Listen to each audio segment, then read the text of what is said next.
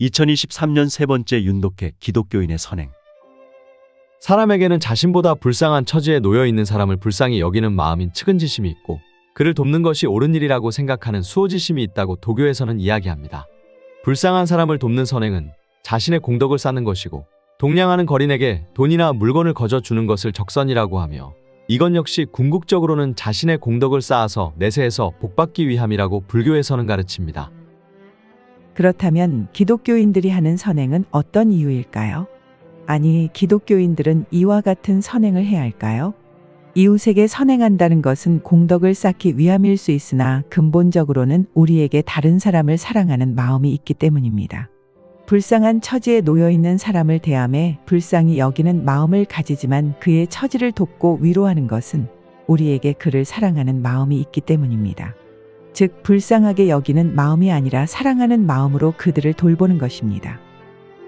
우리가 이웃을 사랑할 수 있는 것은 우리에게 사랑하는 마음이 있기 때문이며 사랑하는 마음은 우리를 향하신 하나님의 사랑을 우리가 알도록 하나님께서 우리에게 주신 마음입니다. 사랑이 무엇인지 우리가 알지 못한다면 우리는 하나님의 사랑을 알 수 없습니다. 하나님께서는 나는 너를 사랑한다 라고 이야기하신들 사랑이 무엇인지를 모르는 우리는 하나님이 우리를 사랑하신다는 그 말의 의미를 알 수 없기 때문입니다. 하나님께서는 우리가 하나님의 사랑을 통감하도록 우리에게 사랑하는 마음을 주신 것 같습니다.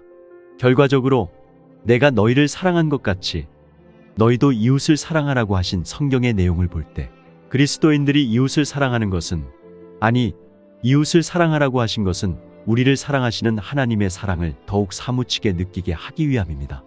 이런 점에서 이웃을 사랑하는 것은 일종의 그리스도인의 특질입니다.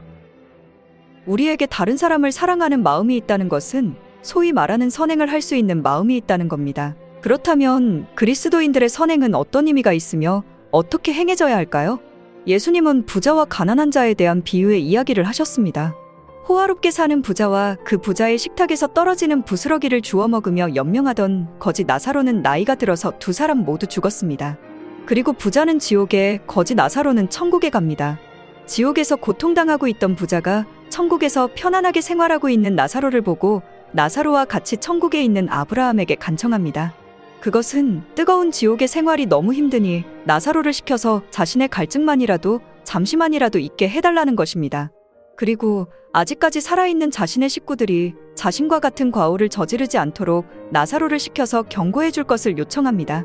이것은 그의 지옥 생활이 얼마나 비참한지를 나타내는 이야기입니다. 이 이야기에서 부자가 지옥에 간 것이나 거지가 천국에 간 것에 관한 이유는 정확하게 나와 있지 않습니다. 그런데 부자는 살아있는 자기의 형제들이 지옥에 오지 않게 하도록 꼭 전하고 싶은 이야기가 있다는 것입니다. 그렇다면 부자가 살아있는 자신의 가족들에게 당부하고 싶은 말, 즉 그가 전하고 싶은 말은 무엇일까요? 이것은 아브라함의 말에서도 어느 정도의 단서를 찾을 수 있습니다. 부자가 지옥에 간 것과 거지 나사로가 천국으로 간 것에 관해서 아브라함이 이야기하기를 부자인 너는 살았을 때 좋은 것을 받았고 나사로는 고난을 받았으니 이것을 기억하라. 이제 그는 여기에서 위로를 받고 너는 괴로움을 받느니라라고 이야기합니다. 이 이야기는 마치 기독교 신앙은 현세의 불만을 내세에서 보상받는다는 공식이 있는 것처럼 오해될 수 있으나 이것은 관점에 따라서 나타날 수 있는 기독교 신앙의 일부이지 전부는 아닙니다. 차라리 기독교 신앙은 하나님의 자녀라는 일종의 소속감을 느끼는 것이라고 할 수 있습니다. 더욱이 기독교는 부자나 유능한 자를 멸시하고 가난한 자나 불우한 자들을 높여주는 종교는 더더욱 아닙니다. 부자나 가난한 자는 그가 가진 재물에 의해서 구분됩니다. 또한 그 재물은 하나님이 그에게 주시는 것이므로 누가 부자가 되고 또 다른 누가 가난한 자가 되는 것을 결정하는 것은 하나님의 소관입니다. 세상에는 부자와 가난한 자가 살고 있는데 부자가 된 것이나 가난한 자로 살게 한 것은 하나님이 그에게 부자로서의 삶을 혹은 가난한 자로서의 삶을 살도록 한 것 때문입니다. 이런 의미에서 부자나 가난한 자라는 것은 하나님이 그들에게 맡긴 역할이며 직책입니다.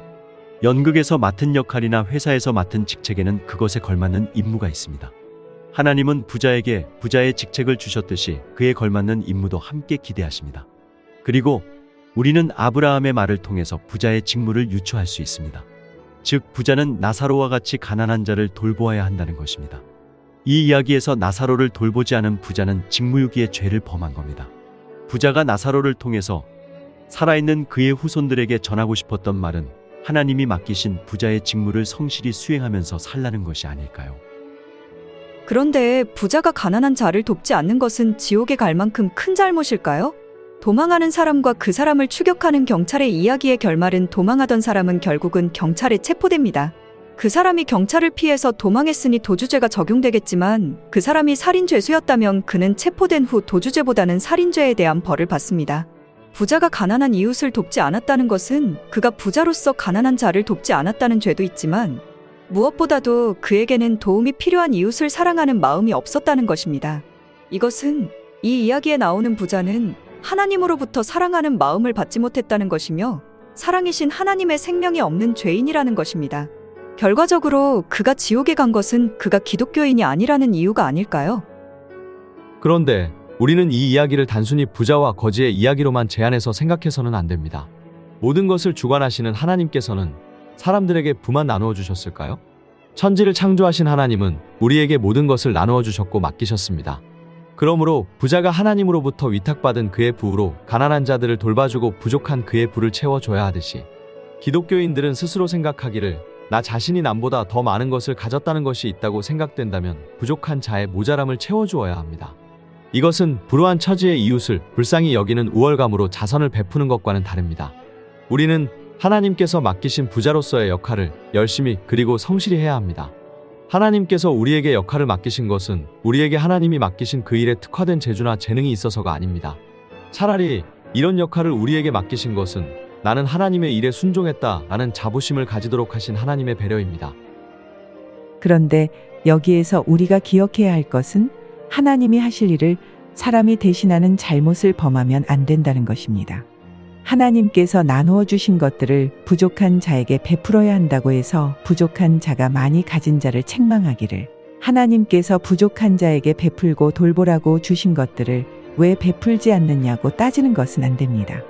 만약 어떤 사람이 많은 것을 가졌음에도 그 직무인 부족한 자를 돌보는 것을 하지 않는다면 그것은 하나님께서 그를 책망하실 일이기 때문입니다.